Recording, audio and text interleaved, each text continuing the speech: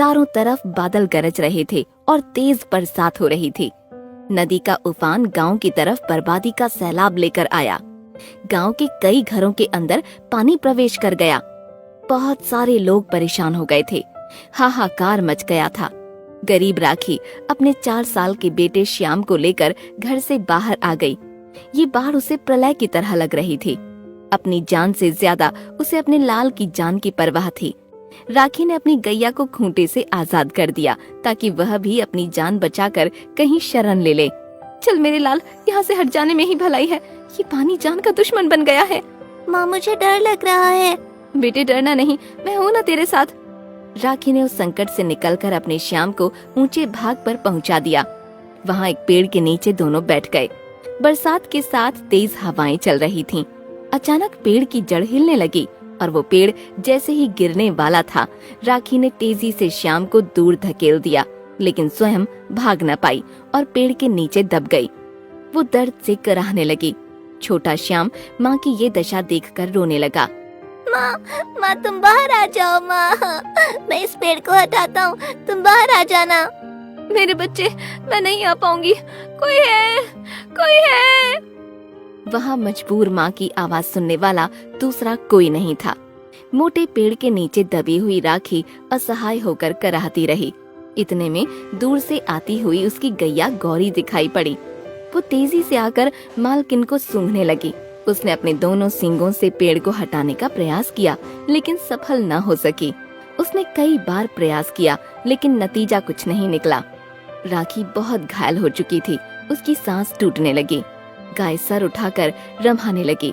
वो मदद के लिए लोगों को बुलाना चाहती थी। कुछ लोग आ गए। उसके बाद एक आदमी ने हाथी को बुलवाया। हाथी ने अपनी सूंड की ताकत से पेड़ को हटा दिया, लेकिन गरीब राखी उठ न पाई।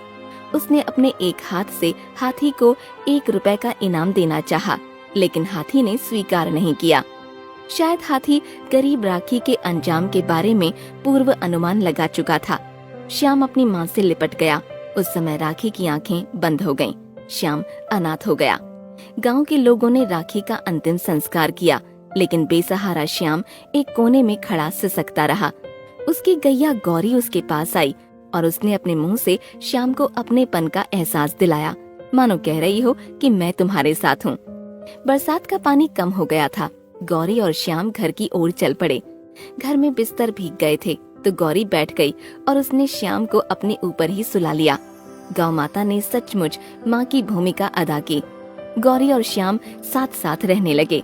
नन्हा श्याम जहाँ भी जाता, गौरी उसके साथ साथ ही रहती। वह उससे प्यार और दुलार करती, उसके साथ खेलती भी थी। वो अपने साथ नदी के पानी में श्याम को नहलाती।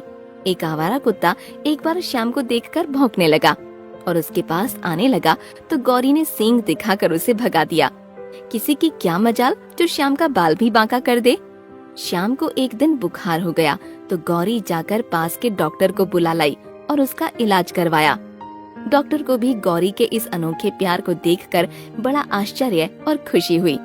गौरी रात भर श्याम की खटिया के पास ही बैठी रही।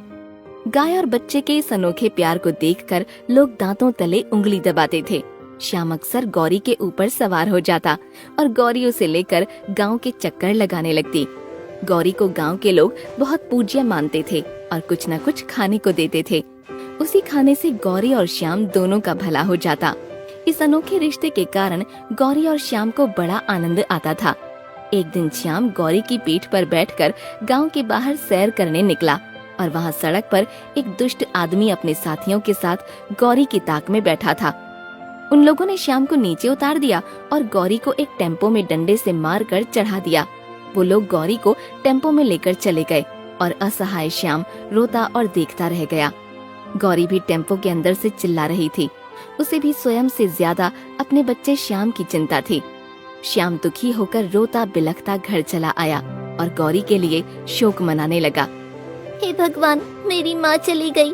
इसके बाद गौरी का सहारा मिला था, लेकिन वो भी मुझसे छिन गई। अब मैं किसके सहारे जीऊंगा? इससे अच्छा होता कि मैं एक माँ के साथ ही मर जाता। माँ, अब मैं क्या करूँ, कैसे जीऊं? रोता हुआ श्याम भूखा प्यासा कुछ देर के बाद सो गया। आधी रात को घर के पास आहट हुई। श्याम की नींद खुली, लेकिन वह फिर सो गया। उसे लगा जैसे उसे कोई जगा रहा है। उसने आँख खोली तो खुशी से उछल पड़ा। उसकी प्यारी गैया गौरी उसके पास खड़ी थी। वह अपने आप को उस दुष्ट आदमी की कैद से आजाद करके अपने बच्चे श्याम के पास लौट आई थी। गौरी माँ, तुम आ गई। भगवान ने मेरी पुकार सुन ली। मेरी गौरी माँ आ गई।